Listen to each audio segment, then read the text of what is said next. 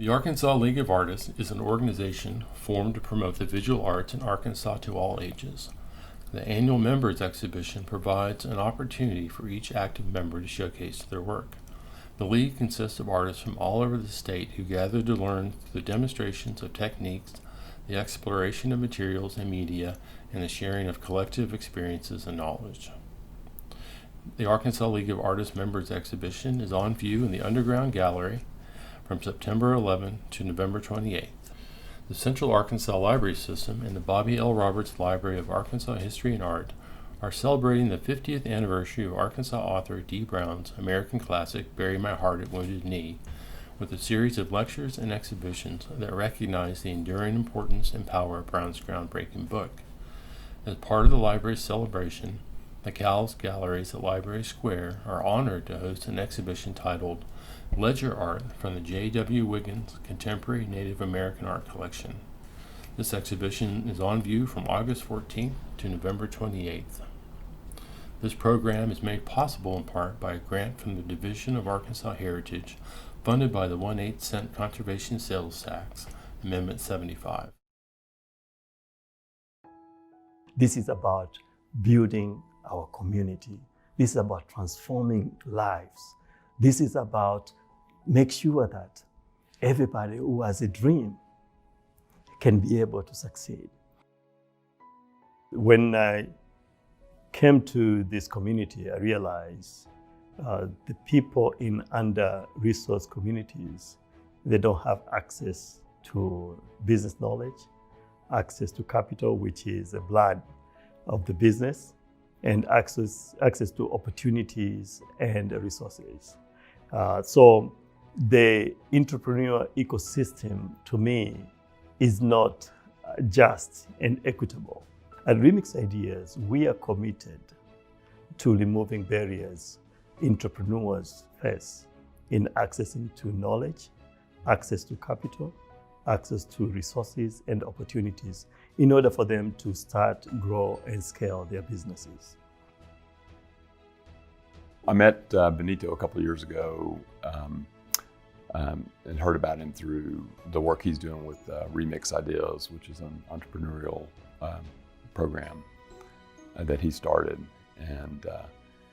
And he came to a strategy session at the library that I could not attend, and he, in that strategy session, brought up the idea of having an entrepreneurial program at the library, and the idea was very well received, and so that's really where we got to start looking at the library. And fortunately, Nate has been very, very welcoming to us and having the Rocket Lab here.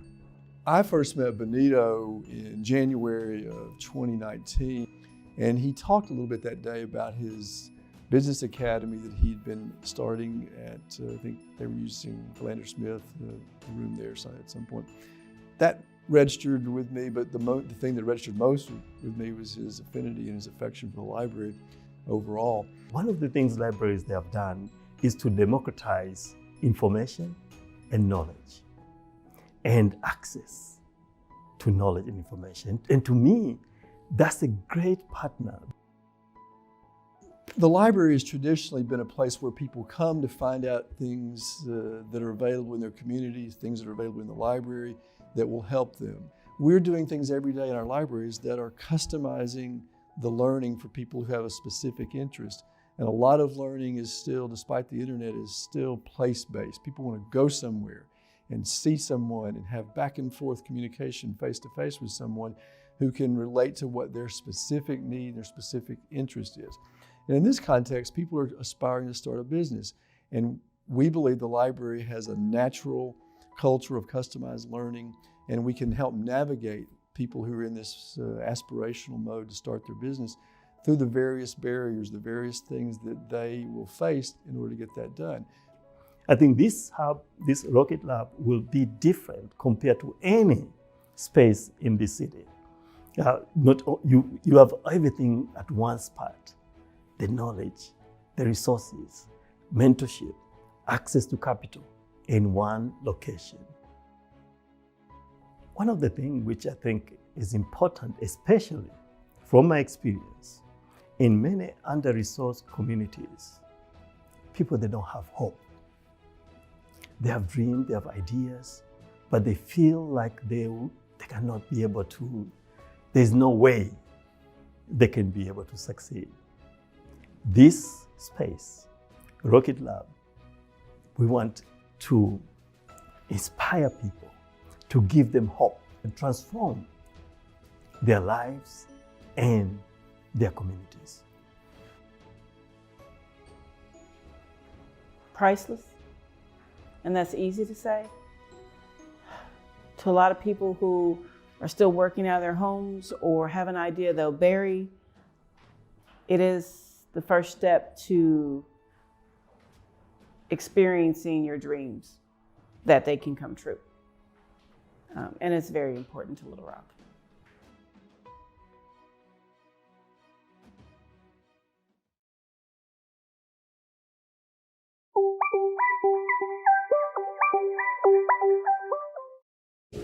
Hey guys, welcome to Famous Foods. Today we're going to be making Princess Buttercup's Buttercup Cookies. It's inspired by the book and movie, The Princess Bride.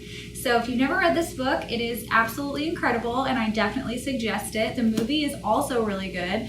The book originally came out in 1973, so it's kind of an old one, but it's definitely still really funny. The movie didn't come out until 1987, so it's an 80s movie and you can't get any better than that.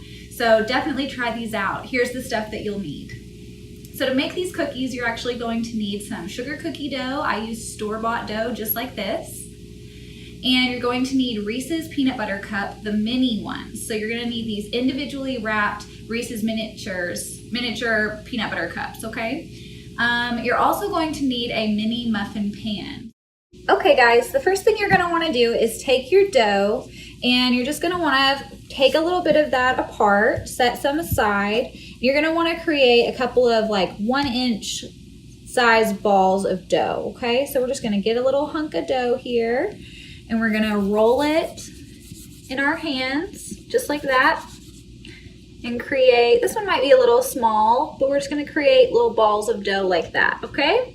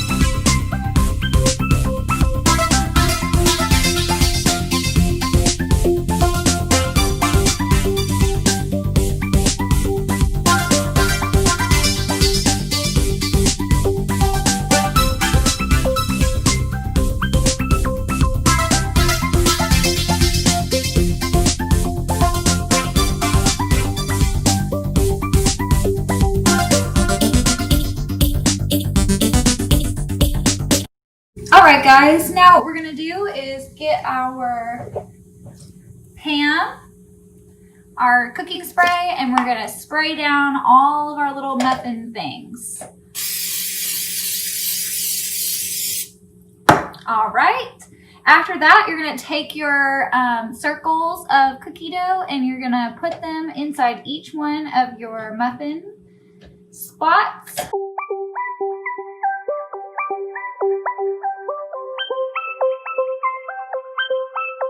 Alright guys, once you've got them all in their spots in your muffin tin, you're going to go ahead and get them in the oven. I've got my oven set to 325. So you're going to put them in the oven for about 10 minutes, monitoring it to see when they start to get done, because when they're almost done, but not quite, is when we're going to put the Reese's Peanut Butter Cups inside each cookie, okay?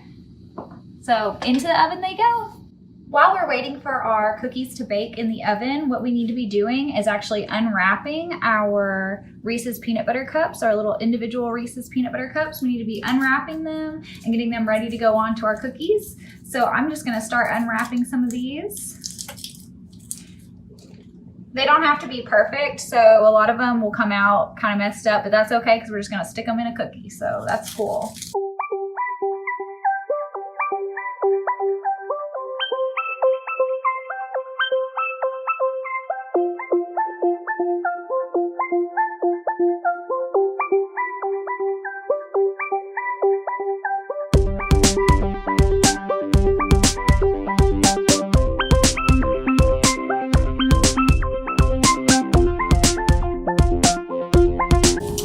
Remember to unwrap however many Reese's cups that you're gonna need for your cookies. So it definitely helps to count them, but you know, if you get an extra one, I'm not gonna tell anybody.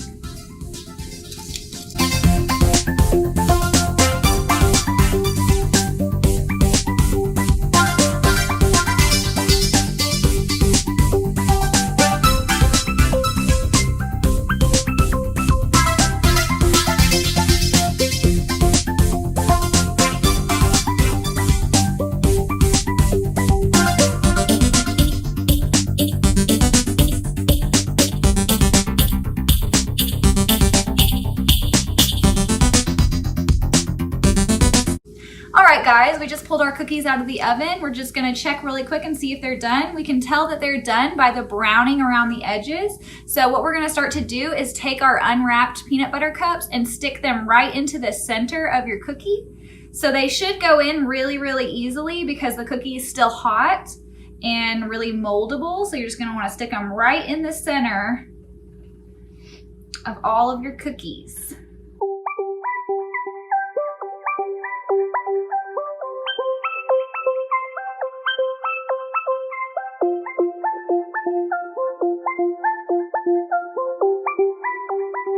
And there you have it, perfectly good buttercup cookies.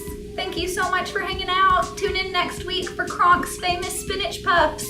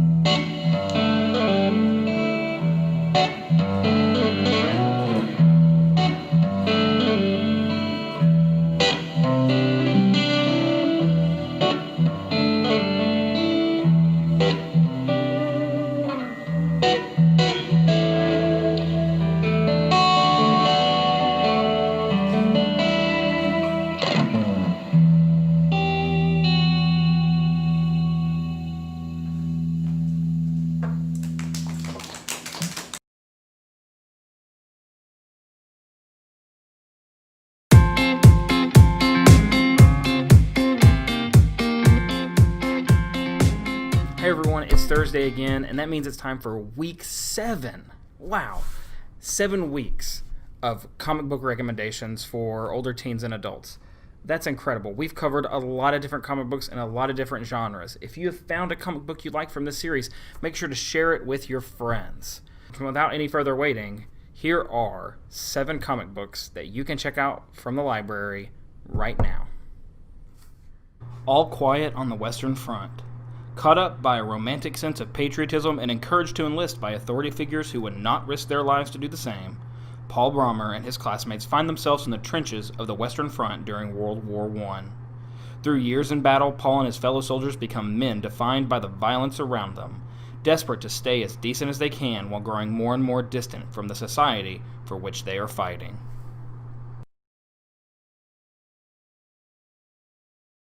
Bad Weekend.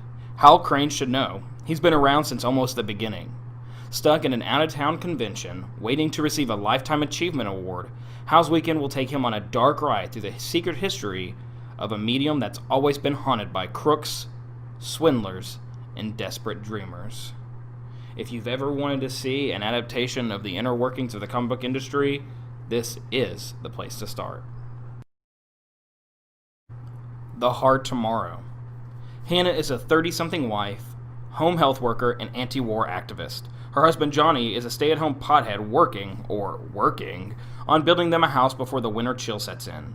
They're currently living and screwing in the back of a truck, hoping for pregnancy, which seems like it will never come. Helping Hannah in her fight for the future is her best friend Gabby, a queer naturalist she idolizes and who adores her. Helping Johnny build the house is Tyler, an off-the-grid conspiracy theorist driven sick by his own cloudy notions of reality. The Jungle. This graphic novel adaptation of Upton Sinclair's seminal protest novel brings to life the harsh conditions and exploited reality of immigrants in Chicago's meatpacking industry in the early 20th century. Acclaimed around the world, The Jungle's publication spurred actual social change, leading to the passage of the Pure Food and Drug Act in 1906. Bringing new life and energy to this classic work, adapter and illustrator Christina German has transformed Sinclair's prose through pen and ink, allowing the reader to discover or rediscover this shocking story from a whole new perspective. Moonbound.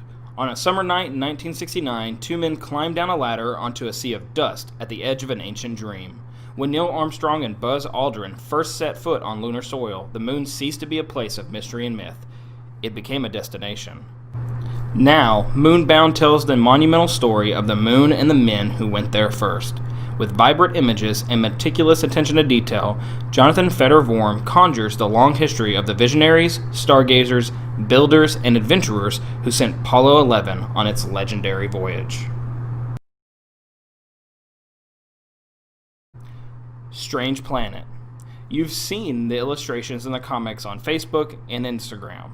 Straight from the mind of New York Times best-selling author Nathan W. Pyle, Strange Planet is an adorable and profound universe in pink, blue, green, and purple.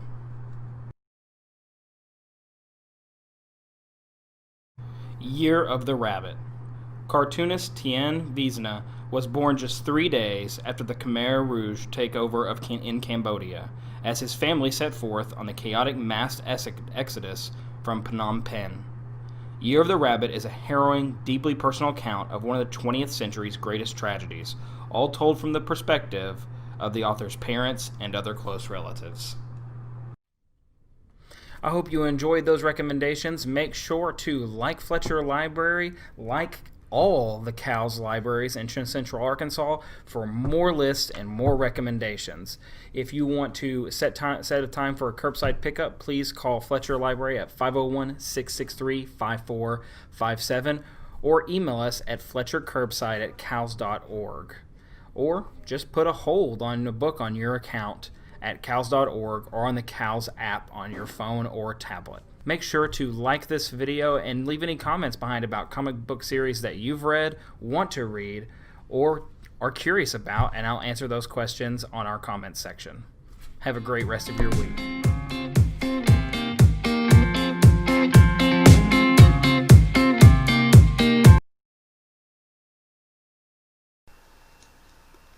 Our Fathers of Old by Rudyard Kipling, read by Amanda of the Main Library. Excellent herbs had our fathers of old, excellent herbs to ease their pain, Alexanders and marigold, eyebright, orris, and elecampane, basil, rocket, valerian, rue, almost singing themselves they run. Vervain, dittany, call me to you, cowslip, melilot, rose of the sun. Anything green that grew out of the mold was an excellent herb to our fathers of old. Wonderful tales had our fathers of old, wonderful tales of the herbs and the stars. The sun was lord of the marigold, basil and rocket belonged to Mars. Pat as a sum in division it goes, every herb had a star bespoke. Who but Venus should govern the rose? Who but Jupiter own the oak? Simply and gravely the facts are told in the wonderful books of our fathers of old. Wonderful little, when all is said, wonderful little our fathers knew. Half their remedies cured you dead. Most of their teaching was quite untrue. Look at the stars when a patient is ill. Dirt has nothing to do with disease. Bleed and blister as much as you will. Blister and bleed him as oft as you please. Whence enormous and manifold errors were made by our fathers of old. Yet, when the sickness was sore in the land, and neither planets nor herbs assuaged, they took their lives in their lancet hand, and oh, what a wonderful war they waged! Yes, when the crosses were chalked on the door, yes, when the terrible dead cart rolled, excellent courage our fathers bore, excellent heart had our fathers of old. None too learned, but nobly bold, into the fight went our fathers of old.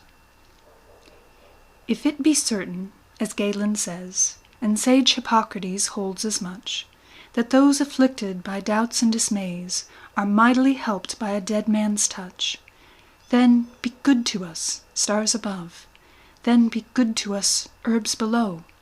We are afflicted by what we can prove, we are distracted by what we know.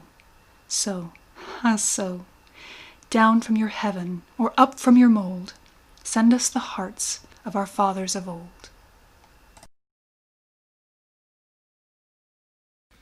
Ships in the Harbor by John Gould Fletcher.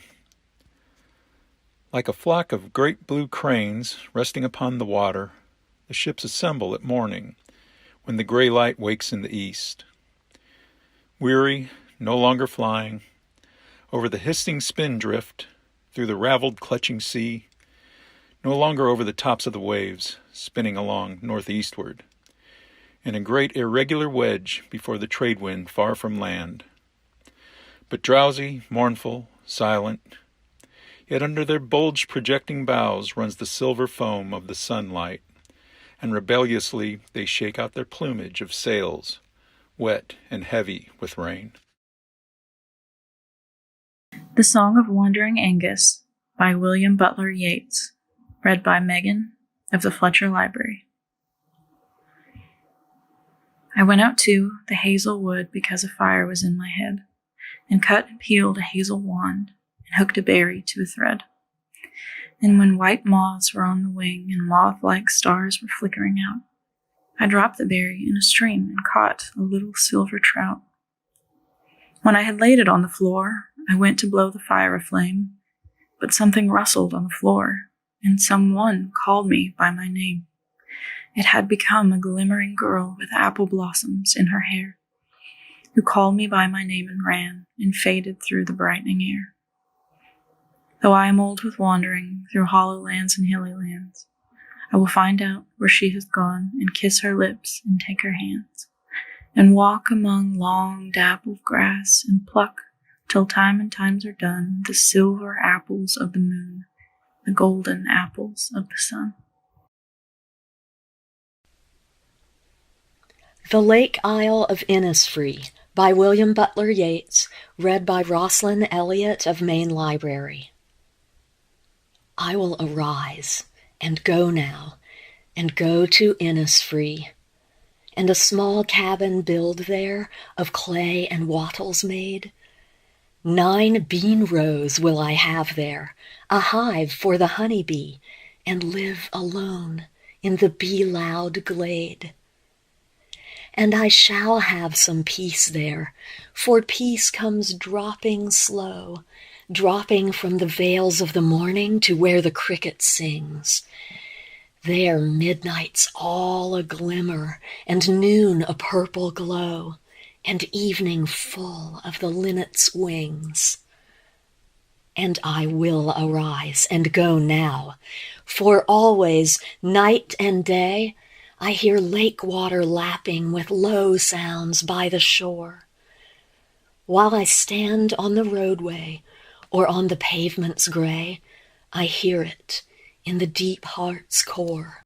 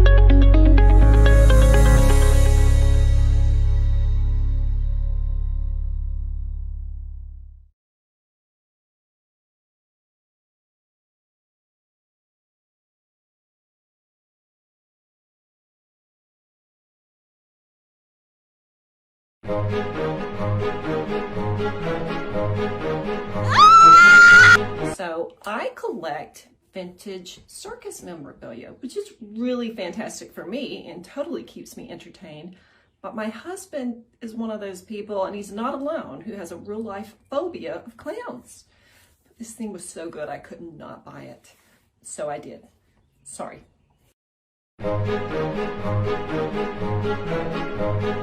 So I get this thing home and I want to show it off because I am in love with it. And my husband is very patient, and I, want to do the big reveal. So I wind it up. He knows it has a clown on it at this point. I'm going to open the drawer, and then the freaky magic starts.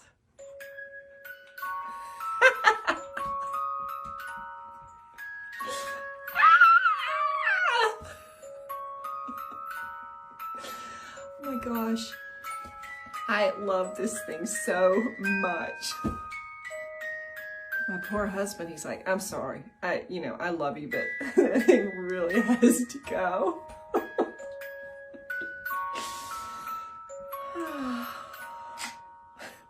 So I bought another one.